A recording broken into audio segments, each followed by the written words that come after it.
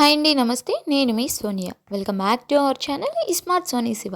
ఈరోజు మన వీడియోలో పాలకూర కోడిగుడ్డు ఇగురిని చూపించబోతున్నాను. ఎప్పుడైనా చేసుకొని తిన్నారా మీరు? చేసుకొని తినకపోతే కనుక డెఫినెట్గా ఈ వీడియో చూసిన తర్వాత చేయండి. ఇంటిళ్ళ పాదికి బాగా నచ్చేస్తుంది. చేసుకోవడం చాలా చాలా ఈజీ.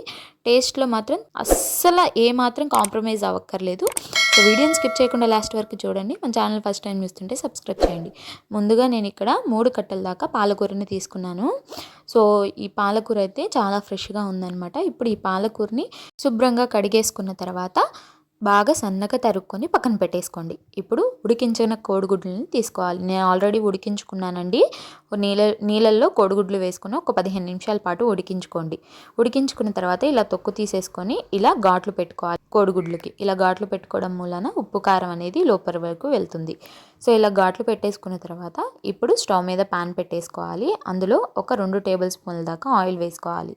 ఇందులోకి ఒక పావు టీ స్పూన్ ఉప్పు, అలాగే ఒక పావు టీ స్పూన్ పసుపు, ఒక అర టీ స్పూన్ దాకా కారం వేసేసి ఉడికించుకొని ఘాట్లు పెట్టుకున్న కోడిగుడ్లను వేసేసుకొని ఫ్రై చేసుకోవాలి మీడియం ఫ్లేమ్లో. నేను ఇక్కడ 5 కోడిగుడ్లు తీసుకున్నానండి. 3 కట్ల పాలకూరకి ఈ 5 కోడిగుడ్లు అయితే సరిపోతాయి అన్నమాట. సో దానికి తగ్గట్టు నేను క్వాంటిటీస్ అన్నీ చెప్తాను. ఇలా చక్కగా గోల్డెన్ బ్రౌన్ కలర్ వచ్చేంత వరకు ఒక లేయర్ ఏర్పడేంత వరకు ఫ్రై చేసేసుకోవాలన్నమాట.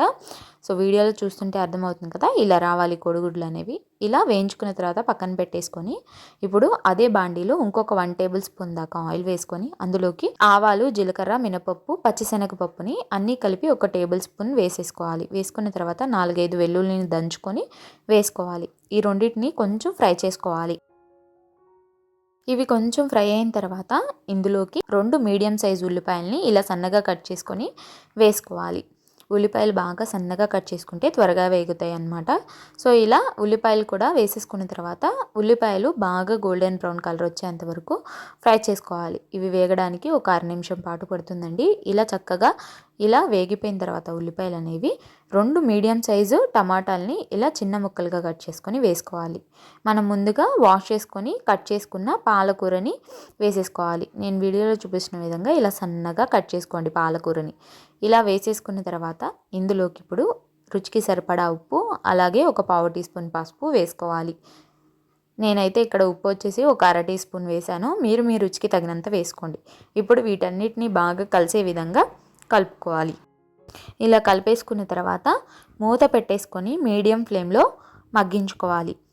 మధ్య మధ్యలో కలుపుకుంటూ మగ్గించుకోవాలి. మనం వాటర్ ఏం వేయాల్సిన అవసరం లేదండి. పాలకూరలో నుంచి వాటర్ అనేది ఊరుతాయి అన్నమాట. చూస్తున్నారు కదా తేమ తేమగా ఎంత బాగా వచ్చిందో. సో ఇలా మధ్య మధ్యలో కలుపుకుంటూ పాలకూర అంతా కూడా బాగా నూనెలో వేగేంత వరకు వేయించుకోవాలన్నమాట. మళ్ళీ మూత పెట్టేసుకొని ఒక 2 నిమిషాల దాకా వేయించుకోవాలి.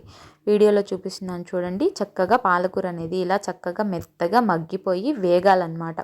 సో ఇలా చక్కగా మగ్గిపోయిన తర్వాత ఇందులోకి ఒక 1 టేబుల్ స్పూన్ దాకా కారం, ఒక 1 టేబుల్ స్పూన్ దాకా ధనియాల పొడి వేసుకొని అంతా బాగా కలిసే విధంగా కలిపేసుకోవాలి. మీరు ఈ టైంలో కావాలంటే గరం మసాలా కూడా వేసుకోవచ్చు. నేనైతే వేయట్లేదు. ఇలా అంతా బాగా కలిపేసుకున్న తర్వాత ఇప్పుడు ఇందులోకి ఉడికించి వేయించుకొని పక్కన పెట్టుకున్న కోడిగుడ్లని వేసుకోవాలి. కోడిగుడ్లు కూడా వేసుకున్న తర్వాత ఈ కోడిగుడ్డుల్లో ఈ పాలకూర మొత్తం కలిసే విధంగా ఒకసారి అంతా కూడా చక్కగా మిక్స్ చేసుకోవాలి. ఇలా కలిపేసుకున్న తర్వాత కోడిగుడ్లకి కొంచెం ఉప్పు కారాలు అనేవి పడతాయి అన్నమాట. సో మూత పెట్టుకొని ఒక 1/2 నిమిషం పాటు మగ్గించుకోండి. సో 1/2 నిమిషం తర్వాత చూస్తున్నారా నూనె అనేది చక్కగా పైకి తేలింది.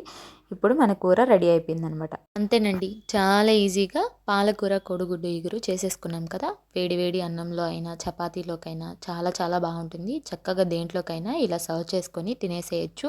డిఫరెంట్ టేస్ట్తో చాలా బాగుంటుంది. అసలు ఆకుకూర తిన్నామా అన్న ఫీలింగ్ కూడా ఉండదన్నమాట. ఆకుకూరలు తినని వాళ్ళకి ఒకసారి ఇలా ట్రై చేసేయండి. వాళ్ళు కూడా ఆకుకూర తిన్నామన్న ఫీలింగ్ లేకుండా చక్కగా వద్దనకుండా తినేసేస్తారు. పిల్లల దగ్గర నుంచి పెద్దవాళ్ళ వరకు చాలా బాగా ఇష్టపడతారు.